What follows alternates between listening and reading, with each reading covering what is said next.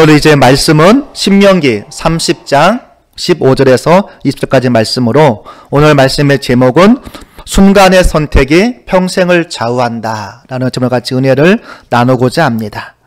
우리는 순간순간 선택의 기로에 서게 됩니다. 아마 오늘 여러분들이 교회 오실 때도 어떤 옷을 입고 올까 아마 이 선택의 시간이 있었을 것입니다. 또 그 선택에 따라서 희로애락이 결정되어집니다. 예를 들면 옷을 큰맘 먹고 비싸게 주고 샀는데 처음에는 잘 맞는 것처럼 보였는데 나중에 점점 시간이 흐르고 나서 이 디자인과 컬러가 잘 안 맞아서 잘 안 입으면 괜히 샀나 보다 라고 후회를 할 수도 있는 것입니다. 또 가전제품이나 핸드폰도 비싸게 주고 샀는데 누구는 어디에서 더 싸게 구입을 했다고 하면 또 마음이 아프기도 합니다.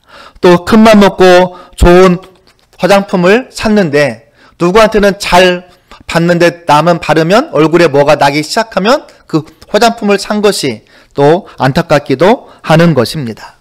그러나 이런 물건들은 그냥 후회로서 끝납니다.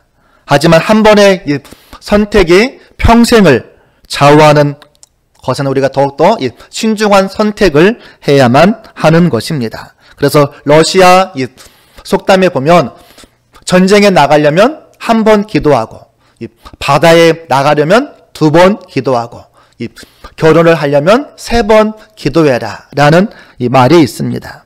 여러분은 지금까지 살아오면서 내가 그때 그 선택을 참 잘했다라고 느껴지는 선택에는 무엇이 있습니까? 또 반대로 내가 그때 그것을 선택하지 않았더라면 더 좋았을 걸 하는 이 후회가 담긴 선택에는 무엇이 있습니까? 여러분의 이 선택의 기준은 무엇인가? 한번 생각해 보기를 원합니다. 이 종교개혁자 마틴 루터가 종교개혁을 일으키고 이 비텐베르크 성에 숨어서 저가 그 성에 숨어있는 동안에 라틴어 성경을 독일어 성경으로 번역하는 대업을 이룹니다. 하지만 그가 성경을 번역하던 방에 이 벽이나 기둥에는 지금까지도 그 잉크가 남아있다라고 합니다. 이 성에 숨어있는 생활이 이 은둔 생활이 너무나도 힘들고 어려워서 루터가 차라리 내가 이 교황과 타협하여서 다시 좋은 자리를 얻고 편안하게 사는 것이 더 낫지 않을까 하는 수많은 유혹이 그에게 다가왔다라고 합니다. 그런데 그때마다 마틴 루터는 사탄아 물러가라 라고 외치면서 자기가 잉크벽을 벽이나 기둥에나 던졌다고 합니다. 그래서 루터가 사탄에게 NO 라고 하는 순간이 하나님께는 YES라는 순간이었다라고 고백을 하는 것입니다. 우리들도 이 땅, 또 이 땅의 물질, 마귀의 유혹 앞에서 NO라고 담대하게 말할 수 있는 신앙의 용기가 필요합니다. 우리가 믿음 생활을 하면서도 믿음의 길을 택할 것인가 아니면 불순종의 길을 택할 것인가 따라서 그 운명이 크게 달라지는 것입니다. 그래서 덴마크의 철학자였던 키에로케고르는 인생은 선택이다 라는 말을 하였습니다. 인생은 선택이다. 그 말이 참 맞는 것 같습니다. 오늘 하나님은 우리에게 2가지의 축복을 주었다라고 얘기합니다.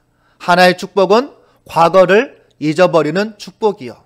또 하나의 축복은 미래를 모르는 축복이다 라고 얘기합니다. 과거를 잃어버리는 축복. 만약에 과거의 일이 여러분의 머릿속에 다 기억이 된다면 과거의 상처, 과거의 아픔, 과거의 실패가 다 기억이 된다면 또 교회 안에서 나에게 상처 준 사람들의 얼굴이 매 순간 떠오른다면 여러분들이 교회에 와서 제대로 된 믿음 생활을 하기 어려울 것입니다. 그래서 그 과거를 잊어버리는 건방증도 하나의 큰 축복임을 우리가 기억해야 하는 것입니다. 또 하나는 미래를 모르는 축복. 우리는 흔히 미래를 알면 참 좋겠다라고 생각들을 많이 합니다. 그러나 내가 대학교는 어디로 가고 내 직장은 어디이고 내 배우자가 어떤 사람인 것을 다 안다면 우리가 얼마나 이 노력을 할까요? 아마 미래를 위해서 아무런 노력도 하지 않을 것입니다. 또 내가 언제 실패하고 또 내가 언제 고난당하고 내가 언제 낙심할지를 미리 안다면 아마 미리부터 걱정하느라고 신경 쇠약에 빠질 수도 있는 것입니다. 그래서 한편으로는 미래를 모르는 것도 하나님의 축복 중에 축복인 것입니다. 오늘 말씀에 보면 모세가 가나안 땅을 이제 눈앞에 두고 자기의 이 생명이 얼마 남지 않은 것을 예감하고 마지막으로 하나님의 말씀을 다시 이스라엘 백성들에게 이 확신, 다짐시키는 장면이 오늘 말씀에 나오고 있습니다. 모세는 이스라엘 백성들에게 너희들 앞에는 두 가지의 길이 있다라고 얘기합니다. 어떤 길인가요? 우리 한번 15절을 같이 한번 읽어보겠습니다. 15절. 자, 시작. 보라, 내가 오늘 생명과 복을 사망과 화를 내 앞에 두었나니. 여기서 보라라는 말은 직접 너희가 눈으로 확인하고 주목하라는 이야기입니다. 하나님께서 너희 앞에 생명의 길과 사망의 길, 복의 길과 이 화의 길을 놓았는데 이 양쪽을 내가 똑똑히 주목하고 살피고 관찰하고 확인한 후에 올바른 판단을 하라는 것입니다. 하나님께서 우리에게 예배해 놓으신 길은 딱 두 가지의 길입니다. 생명의 길이냐, 사망의 길이냐, 복의 길이냐, 화의 길이냐. 이외에 다른 길은 없고 중간 지대도 없다라는 이야기입니다. 마태복음 7장에 보면 예수님도 산상수훈에서 넓은 길과 좁은 길이 있다라고 얘기합니다. 그래서 하나님을 가까이 하는 것이, 하나님을 섬기는 것이 지혜이고 최고의 축복이기에 너희가 머뭇거리거나 다른 길을 택하지 말라라고 말씀하고 있는 것입니다. 이렇게 두 길을 말하면서 모세가 16절에서 하나님을 사랑하고 그 말씀대로 순종하면 생명과 복을 얻겠지만 반대로 17절에서 이 반대의 길을 택한다면 너희가 반드시 망할 것이다 라고 이야기하고 있는 것입니다. 우리가 이 성경을 보면 이 선택에 따라서 인생의 방향이 달라진 수많은 사람들을 보게 됩니다. 로마서 5장에 보면 첫 번째 사람 아담은 이 불순종의 길을 택함을 통해서 많은 사람들을 이 죄인의 길로 인도했다면 이 둘째 사람 예수는 이 순종함으로 많은 사람들을 믿음의 길을 걸어가고 의인이 되게 했다라고 얘기합니다. 또 창세기 13장에 보면 아브라함과 롯이 나옵니다. 두 사람의 이 목자가 서로 다툴 때 먼저 롯이 택하여 나갑니다. 내가 보기에 에덴 동산같이 기름진 땅이었지만 사람들의 생각과 죄악이 가득한 소돔과 고모라를 선택해서 갑니다. 그리고 결국은 얼마 안 돼서 유황불로 멸망당하고 그가 거부가 되었던 그의 꿈은 산산조각이 되고 맙니다. 반면에 아브라함, 조카 롯에게 좋은 땅을 양보하고 아브라함이 거할 땅은 산과 광야로 가득한 척박한 땅이었습니다. 그런데 하나님은 그때 아브라함에게 아브라함아 너의 눈을 들어서 동서남북을 바라보라. 그리고 그 땅을 축복의 땅, 복의 땅으로 바꾸어 주고 있는 것입니다. 우리가 또 이 두 며느리 룻과 오르바를 우리가 알 것입니다. 이 시어머니였던 나오미가 모압 땅으로 이민을 갑니다. 그리고 모압 여인, 이방 여인이었던 큰 며느리 오르바와 둘째 룻을 얻게 됩니다. 그런데 그 모압 땅에서 자기의 남편과 두 아들 말론과 기론마저도 죽고 맙니다. 결국 나오미는 다시 이스라엘로 돌아오면서 두 며느리에게는 너희의 집으로 가라고 얘기합니다. 이때 큰 며느리였던 오르바는 자기의 집으로 가므로 이제 성경에서 그의 이름은 나오지 않습니다. 그런데 이 둘째 며느리 룻은 자기 시어머니에게 끝까지 따라가면서 고백하기를 어머니께서 가시는 곳에 나도 가고 어머니께서 머무시는 곳에 저도 머물겠습니다. 어머니의 백성이 나의 백성이 되고 어머니 하나님이 나의 하나님이 됩니다. 라고 고백하면서 끝까지 믿음의 길을 택한 결과 이 보아스라는 좋은 남편을 얻어서 행복한 삶을 살 뿐만 아니라 더 나아가서 예수님의 이 조상이 되는 은혜와 축복을 얻게 된 것입니다. 우리의 인생에도 꼭 이 두 가지의 길이 존재합니다. 그러나 우리는 한 번에 이 두 길을 다 같이 걸어갈 수는 없습니다. 한쪽을 선택해야만 하는 것입니다. 우리가 하나님의 길을 택하느냐 또는 재물, 물질의 길을 택하느냐, 넓은 길을 택하느냐, 좁은 길을 택하느냐, 우리가 순종의 길을 택하느냐 아니면 우리가 불순종의 길을 택하느냐, 어떤 길을 가느냐에 따라서 모든 것이 달라지게 되었습니다. 모세는 우리에게 두 가지 길이 있는데 우리에게 바른 선택을 하라고 얘기합니다. 그러면서 오늘 말씀 19절에 보니까 뭐라고 말씀하고 있냐면 내가 오늘 하늘과 땅을 불러 너희에게 증거를 삼노라. 내가 이 증인으로 하늘과 땅을 부른다라고 얘기합니다. 이 말은 약속의 이 불변성, 영구성을 얘기하고 있는 것입니다. 즉 하나님의 약속은 영원히 변하지 않으니 너희가 꼭 이 생명의 길, 이 축복의 길, 믿음의 길을 택하라 라고 얘기하고 있는 것입니다. 우리 인생에도 이 중대한 세 가지의 이 결정이 있다라고 얘기합니다.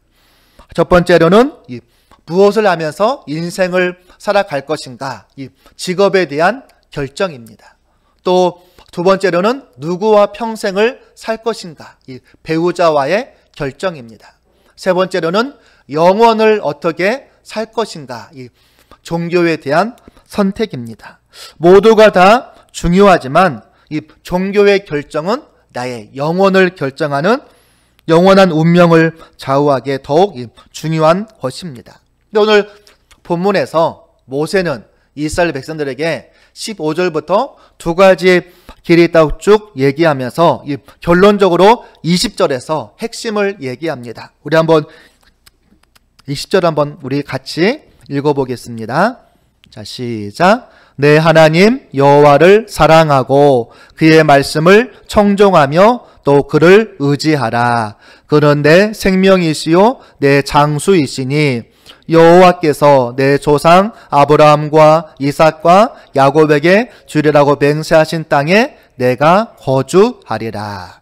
세 가지를 말씀하십니다. 내 하나님 여호와를 사랑하라. 그의 말씀을 청종하라. 또 그를 의지하라 라고 얘기합니다. 먼저는 내 하나님 여호와를 사랑하라 라고 말씀하십니다. 우리의 최고의 사랑의 대상은 무엇입니까? 물질입니까? 권력입니까?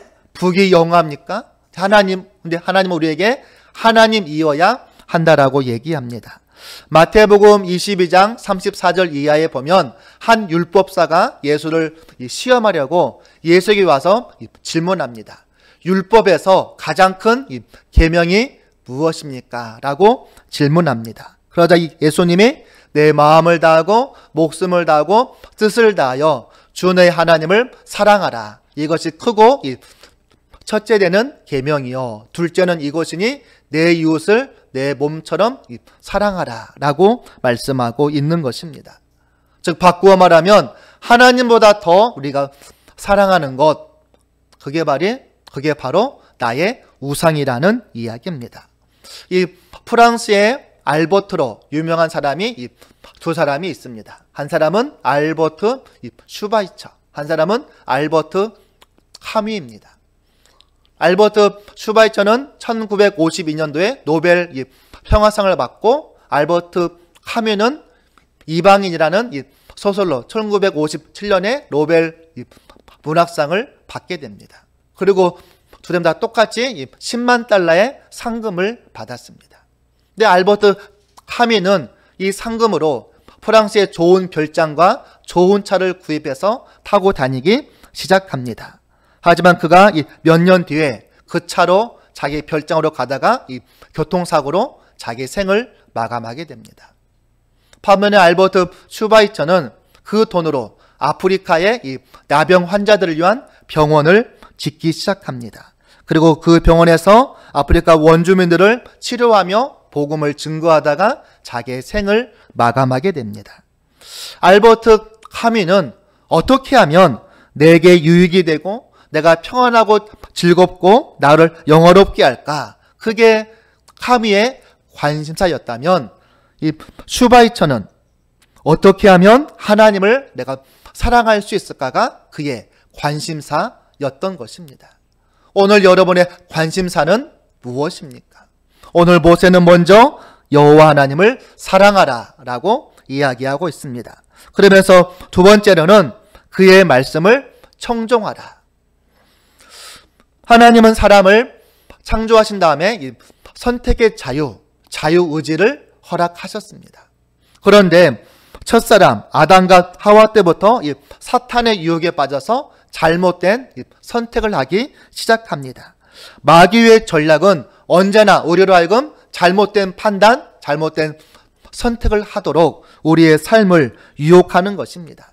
이것을 택하면 내가 성공할 것처럼 보였는데 실패의 길입니다. 내가 이것을 하면 행복할 것처럼 보였는데 나중에는 불행할 수밖에 없는 길입니다. 이런 인간의 어리석은 모습을 보시고 하나님께서 바른 선택을 할 수 있는 안내서를 허락하셨습니다. 그 안내서가 무엇일까요?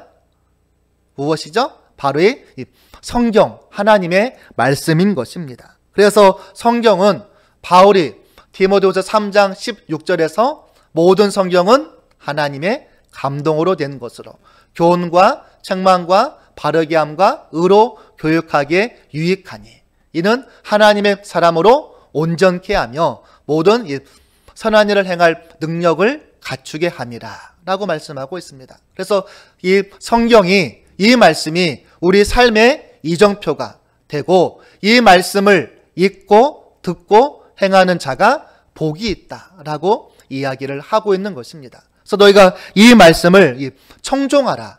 이 말의 뜻은 청종한다는 말은 들을 총에다가 따라갈 종입니다. 말씀을 듣고 말씀대로 따라가는 삶, 말씀대로 살아가는 삶을 너희가 살아가라는 이야기입니다. 그런데 오늘날 많은 기독교인들이 말씀을 듣기는 좋아하지만 말씀대로 살아가는 것은 잘 하지 못하는 모습을 보게 됩니다. 오늘 우리들은 들은 말씀이 내 삶을 변화시키는 역사가 여러분들 삶 가운데 일어날 수 있기를 간절히 바라겠습니다. 하나님을 사랑하고 하나님의 말씀대로 행하면서 또 그를 의지하라. 하나님을 의지하라 라고 말씀하고 있습니다. 여기서 의지하라는 말은 신뢰를 바탕으로 의지하는 것을 말합니다. 자녀가 부모님을 신뢰하면서 부모님을 의지하듯이 우리는 하나님을 신뢰하며 의지해야 하는 것입니다. 여기서 의지하다는 히브리어로 다바크라는 단어입니다. 다바크는 연합하다, 밀착하여 달라붙다, 하나가 되다라는 뜻이 있습니다. 어느 정도 밀착되느냐, 이 접착제로 본드로 딱 붙여서 하나가 된 것처럼 연합하라는 이야기입니다. 하나님을 신뢰하되 대충 믿어서 대충 연합하는 것이 아니라 하나님과 온전히 하나가 되라는 이야기입니다. 이게 성경에서 하나님과의 온전한 연합을 이루는 비유가 크게는 두 가지가 있습니다. 하나는 이 결혼의 비유입니다. 창세기 2장 24절에 보면 남자가 부모를 떠나 그 아내와 연합하여 둘이 한 몸을 이룰지니라. 여기서도 연합도 다바크입니다. 딱 연합해서 부부가 하나로 되는 것입니다. 여기 종이 하나와 종이 하나를 풀로 딱 붙여서 하나가 되면 얘를 다시 잘 떼어낼 수 있을까요? 떼어내려고 하면 상처가 되고 찢어지고 원래 모습대로 다시 복귀가 안 되는 것입니다. 이게 바로 연합하다라는 뜻입니다. 또 하나는 요한복음 15장에 보면 이 포도나무와 가지의 비유가 있습니다. 나는 포도나무여 너희는 가지니 내가 저 안에 저가 내 안에 있으면 이 사람은 과실을 많이 맺는다고 이야기를 하고 있습니다. 가지는 나무에 붙어 있을 때만 영양분을 공급받고 많은 열매를 맺는 것처럼 우리도 하나님 안에 딱 붙어 있어야만 하나님과 좋은 관계를 맺고 교제를 해야만 믿음의 좋은 열매를 맺을 수 있다라는 이야기입니다. 이제 우리는 늘 갈림길 앞에서 고민합니다. 이 길을 갈까? 저 길을 갈까? 그러나 우리가 명심할 것은 나의 순간의 선택이 나의 평생을 좌우하는 것입니다.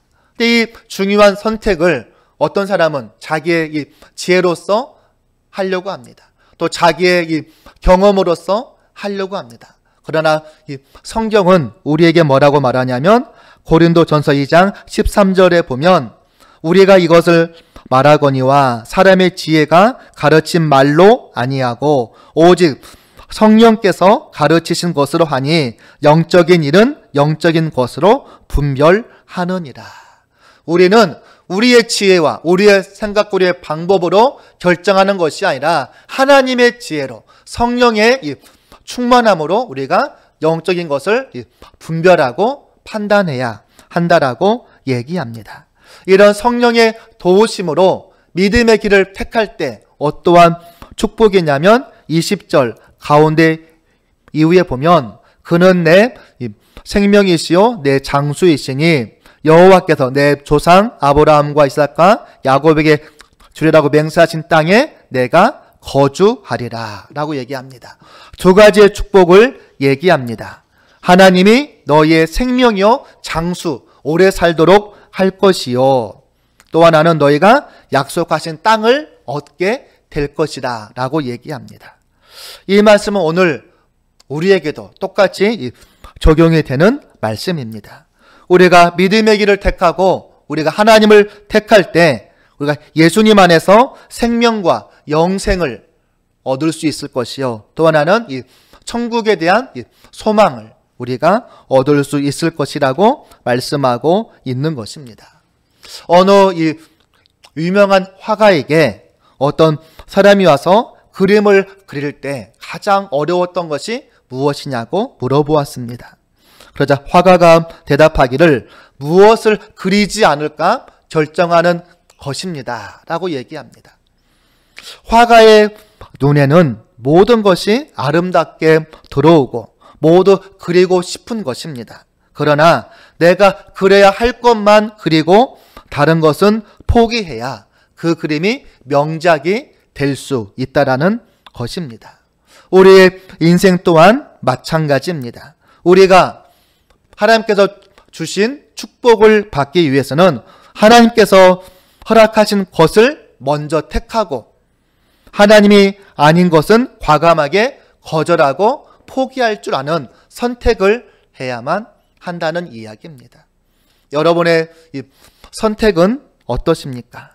이 나이팅게일이 30살이 되었을 때 이런 일기를 썼습니다. 오늘 내 나이 30이 되었다. 예수가 그의 사명을 시작한 나이다.